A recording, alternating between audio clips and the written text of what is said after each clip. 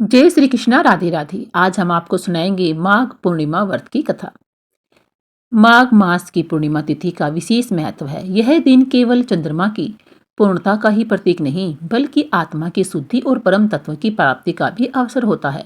शास्त्रों में वर्णित है कि इस दिन गंगा, यमुना और सरस्वती के संगम में स्नान करने से जन्म जन्मांतर के पापों से मुक्ति मिल जाती है। इस तिथि का संबंध केवल बाहरी स्नान से ही नहीं, बल्कि अंतःकरण की शुद्धि से भी जुड़ा होता है। पौराणिक कथाओं में माघ पूर्णिमा की महिमा अनेक प्रकार से वर्णित की गई है। देवगण इस पावन तिथि में तीर्थों में वास करते हैं और साधक के प्रत्येक शुभ कार्य का सहस्त्र गुण फल प्रदान करते हैं। व्रत, दान, पूजा, संकल्प के द्वारा जीवन को पवित्र बनाने का यह परम अवसर होता है। खास तौर पर भगवान विष्णु और भगवान शिव की उपासना इस दिन अत्यंत ही फलदायी मानी जाती है। तो आइए श्रोताओं, आज इस पावन अवसर की अद्भुत कथाओं का हम श्रवण करते हैं, जो न केवल हमारी आत्मा को ही पवित्र करेंगी, बल्कि हमें धर्म और सत्कर्म के पथ पर भी अग्रसर होने की प्रेरणा भी देंगी। कलयुग में जहाँ पाप और अधर्म का प्रभाव बढ़ता जा रहा है, वही माघ पूर्णिमा कथा का संबंध अमृत समान है।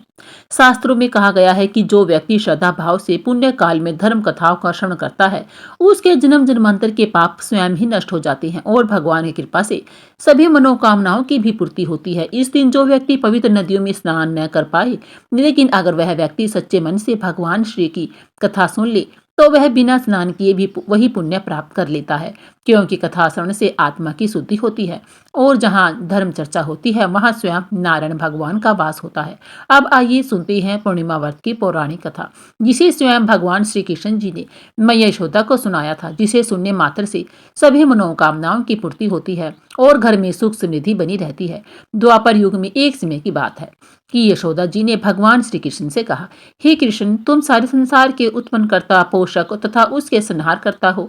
आज कोई ऐसा व्रत मुझसे कहो जिसके करने से मृत्यु लोक में स्त्रियों को विधवा होने का भय न रहे, तथा यह व्रत सभी मनुष्यों की मनोकामनाएं भी पूर्ण करने वाला हो। श्री कृष्ण जी कहने लगे, हे माता, तुमने अति सुंदर प्रश्न किया है। मैं तुमसे ऐसे ही व्रत को सविस्तार कहता हूँ। सौभाग्य की प्राप्ति के लिए स्त्रियों को 32 पूर्णमासियों का व्रत करना चाहिए। इस व्रत के करने से स्त्रियों को सौभाग्य संपत्ति मिलती है। यह व्रत अचल सौभाग्य देने वाला एवं भगवान शिव के प्रति मनुष्य मात्र की भक्ति को बढ़ाने वाला है। यशोदा जी कहने लगी, हे कृष्ण, सर्वप्रथम इस व्रत को मृत्यु लोक में किसने किया था, इसके विषय में विस्तार पूर्वक मुझसे कहो। श्री कृष्ण जी कहने लगे कि इस भूमंडल पर एक अत्यंत प्रसिद्ध राजा चंद्रहास से पालित अनेक प्रकार की रत्नों से परिपूर्ण कातिका नाम की एक नगरी थी, जहां पर धनेश्वर नाम का एक ब्राह्मण था और उसकी स्त्री अति सुशीला रूपवती थी। दोनों ही उस नगरी में बड़े प्रेम के साथ रहते थे। घर में धन धान्य आदि की कोई कमी नहीं थी। उनको एक बड़ा दुख था कि उनकी कोई संतान ही नहीं थी। इस दुख से वह अत्यंत दुखी रहते थे। एक समय एक बड़ा तपस्वी योगी उस नगरी में आया। वह योगी उस ब्राह्मण के घर को छोड़कर अन्य सब घरों में भिक्षा लाकर भोजन किया करता था। रूपवती से वह भिक्षा नहीं लिया करता था। उस योगी ने एक दिन रूपवती से भिक्षा न लेकर किसी अन्य घर से भिक्षा लेकर गंगा किनारे जाकर भिक्षान्न को प्रेम पूर्वक खा रहा था कि धनेश्वर ने योगी को यह सब कार्य किसी प्रकार से करते देख लिया। अपनी भिक्षा के अनादर से दुखी होकर धनेश्वर योगी से बोला, हे महात्म, आप सब घरों से भिक्षा लेती है, परंतु मेरे घर की भिक्षा आपने कभी नहीं ली। इसका क्या कारण है? योगी ने कहा कि निसंतान के घर की भीख पतितों के अन्न की तुल्य होती है, और जो पतितों का अन्न खाता है वह भी पतित हो जाता है। क्योंकि तुम निसंतान हो, अतः पतित हो जाने के भय से मैं तुम्हारे घर की भिक्षा नहीं लेता हूँ। धनेश्वर यह बात सुनकर अपने मन में बहुत दुखी हुआ और हाथ जोड़कर योगी के पैरों पर गिर पड़ा और आर्द्र भाव से कहने लगा, हे महाराज, यदि ऐसा है तो आप मुझसे कोई पुत्र प्राप्ति का उपाय बता दो। आप सर्वज्ञ हो, मुझ पर अवश्य ही यह कृपा कर दीजिए। धन की मेरे घर में कोई कमी नहीं है, परंतु मैं पुत्र न होने के कारण अत्यंत ही दुखी हूँ। आप मेरे इस दुख का हरण कर लो। आप सामर्थ्यवान हैं। यह सुनकर योगी कहने लगे, हे ब्राह्मण, तुम चंडी की आराधना करो। घर आकर उसने अपनी स्त्री से सब वृत्तांत कहा और स्वयं तप के निमित्त वन में चला गया। वन में जाकर उसने चंडी की उपासना की और उपवास किया। चंडी ने 16वें दिन उसको स्वप्न में दर्शन दिया और कहा, हे धनेश्वर, जा, तेरे पुत्र होगा, परंतु वह 16 वर्ष की आयु में ही मृत्यु को प्राप्त हो जाएगा। यदि तुम दोनों स्त्री पुरुष 32 पूर्णमासियों का व्रत विधि पूर्वक करोगे तो वह दीर्घायु होगा। जितने तुम्हारी सामर्थ्य हो, आटे के दिए बनाकर शिव जी की पूजा करो, परंतु पूर्णमासी को 32 हो जाने चाहिए। प्रातःकाल होने पर इस स्थान के समीप ही तुम्हें एक आम का वृक्ष दिखाई देगा। उस पर तुम चढ़कर एक फल तोड़कर शीघ्र अपने घर ले जाना। अपनी स्त्री से सब वृत्तांत कहना। ऋतु स्नान के पश्चात वह स्वच्छ होकर भगवान शंकर जी का ध्यान करके उस फल को खा लेगी। तब शंकर भगवान की कृपा से उसको गर्भ हो जाएगा। जब वह ब्राह्मण प्रातःकाल उठा तो उसने उस स्थान के पास ही एक आम का वृक्ष देखा, जिस पर एक अत्यंत सुंदर आम का फल लगा हुआ था। उस ब्राह्मण ने उस आम के वृक्ष पर चढ़कर उस फल को तोड़ने का प्रयत्न किया, परंतु वृक्ष पर कई बार यत्न करने पर भी वह न चढ़ पाया। तब तो ब्राह्मण को बहुत चिंता हुई और विघ्न विनाशक श्री गणेश जी की वंदना करने लगा। हे दयानिधे, अपने भक्तों के विघ्नों का नाश करने वाले, मंगल कार्य करने वाले, दुष्टों का नाश करने वाले, रिद्धि को देने वाले, आप मुझ पर भी कृपा कर दे। मुझे इतना बल दे दे कि मैं अपने मनोरथ को पूर्ण कर सकूं। इस प्रकार गणेश जी की प्रार्थना करने पर उनकी कृपा से धनेश्वर वृक्ष पर चढ़ गया और उसने एक अति सुंदर आम का फल देखा। उसने विचार किया कि जो वरदान से फल मिला था यह वही है और कोई फल दिखाई नहीं देता है। उस धनेश्वर ब्राह्मण ने जल्दी से उस फल को तोड़कर अपनी स्त्री को लाकर दिया और उसकी स्त्री ने अपने पति के कथानुसार उस फल को खा लिया और वह गर्भवती हो गई। देवी जी की असीम कृपा से उसे एक अत्यंत सुंदर पुत्र हुआ, जिसका नाम उन्होंने देवीदास रखा। माता पिता के हर्ष और शोक के साथ वह बालक शुक्ल पक्ष की चंद्रमा की तरह भांति बड़ा होने लगा। भवानी की कृपा से वह बालक बहुत ही सुंदर, सुशील और विद्या पढ़ने में बहुत ही निपुण हो गया। दुर्गा जी की आज्ञा अनुसार उसकी माता ने 32 पूर्णमासी का व्रत रखना भी शुरू कर दिया, जिससे उसका पुत्र बड़ी आयु वाला हो जाए। 16वां वर्ष लगते ही देवीदास के माता पिता को बड़ी चिंता हो गई कि कहीं उनके पुत्र की इस वर्ष मृत्यु न हो जाए। इसलिए उन्होंने अपने मन में विचार किया कि यदि यह दुर्घटना उनके सामने हो गई तो वे कैसे सहन कर सकेंगे। उन्होंने देवीदास के मामा को बुलाया और कहा कि हमारी इच्छा है कि देवीदास 1 वर्ष तक काशी में जाकर विद्या अध्ययन करे और उसको अकेला भी नहीं छोड़ना चाहिए, इसलिए साथ में तुम चले जाना और 1 वर्ष के पश्चात इसको वापस ले आना। सब प्रबंध करके उसके माता पिता ने काशी जाने के लिए देवीदास को एक घोड़े पर बैठाकर उसके मामा को उसके साथ कर दिया, किंतु यह बात उसके मामा या किसी और से नहीं कही। धनेश्वर ने सहपत्नी अर्थात अपनी पत्नी के साथ अपने पुत्र की मंगल कामना तथा दीर्घायु के लिए भगवती दुर्गा की आराधना और पूर्णमासियों का व्रत करना आरंभ कर दिया। इस प्रकार बराबर 32 पूर्णमासी का व्रत पूरा किया। कुछ समय पश्चात एक दिन वह दोनों मामा और भांजा मार्ग में रात्रि बिताने के लिए किसी गांव में ठहरे। उस दिन उस गांव में एक ब्राह्मण की अत्यंत सुंदरी, सुशील, विदुषी और गुणवती कन्या का विवाह होने वाला था। जिस धर्मशाला के अंदर वर और उसकी बारात ठहरी हुई थी, उसी धर्मशाला में देवीदास और उसका मामा भी ठहरे हुए थे। स्योंग वस कन्या का तेल आदि चढ़ाकर मंडप आदि का बनाया गया।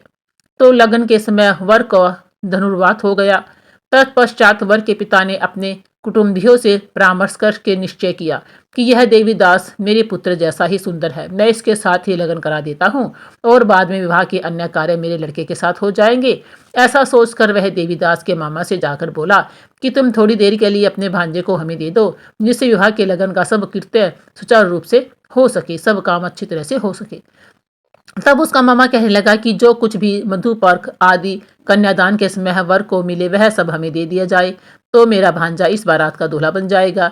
यह बात वर के पिता ने स्वीकार कर ली। तो देवीदास के मामा ने देवीदास को वर बनने के लिए भेज दिया और उसके साथ सब विवाह कार्य रात्रि में विधि पूर्वक संपन्न हो गया। पत्नी के साथ वह भोजन न कर सका और अपने मन में सोचने लगा कि न जाने यह स्त्री कैसी होगी। वह एकांत में इसी सोच में गर्म निश्वास छोड़ने लगा तथा उसकी आंखों में आंसू भी आ गए। तब वधू ने पूछा कि क्या बात है, आप इतने उदासीन व दुखी क्यों हो रहे हैं। तब उसने सब बातें जो वर के पिता के सामने और उसके मामा के सामने हुई थी वह सब बतला दी। तब कन्या कहने लगी कि यह ब्रह्मा विवाह के विपरीत कैसे हो सकता है। देव, ब्राह्मण और अग्नि के सामने मैंने आपको ही अपना पति बनाया है, इसलिए आप ही मेरे पति हैं। मैं आपकी ही पत्नी रहूंगी, किसी अन्य की कदापि नहीं। तब देवीदास ने कहा, ऐसा मत करिए, क्योंकि मेरी आयु बहुत ही थोड़ी है। मेरे पश्चात आपकी क्या गति होगी, इन बातों को अच्छी तरह विचार लो। परंतु वह दृढ़ विचार वाली थी, बोली कि जो आपकी गति होगी वह भी मेरी गति होगी। हे स्वामी, आप उठिए और भोजन करिए, मैं आप निश्चय ही भूखे होंगे। इसके बाद देवीदास और उसकी पत्नी दोनों ने भोजन किया तथा शेष रात्रि वे सोते रहे। प्रातःकाल देवीदास ने अपनी पत्नी को 3 नगों से जड़ी हुई एक अंगूठी दी, एक रुमाल दिया और बोला, हे प्रिय, इसे लो और संकेत समझकर स्थित चित्त हो जाओ, मेरा मरण और जीवन जानने के लिए एक पुष्ट वाटिका बना लो, उसमें सुगंधित वाली एक नव मल्लिका लगा लो, उसको प्रतिदिन जल से सिंचा करो और आनंद के साथ खेलो कूदो और उत्सव मनाओ।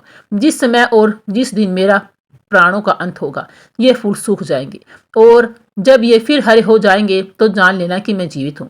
यह बात निश्चय करके समझ लेना, इसमें कोई संशय नहीं है। यह समझाकर वह चला गया।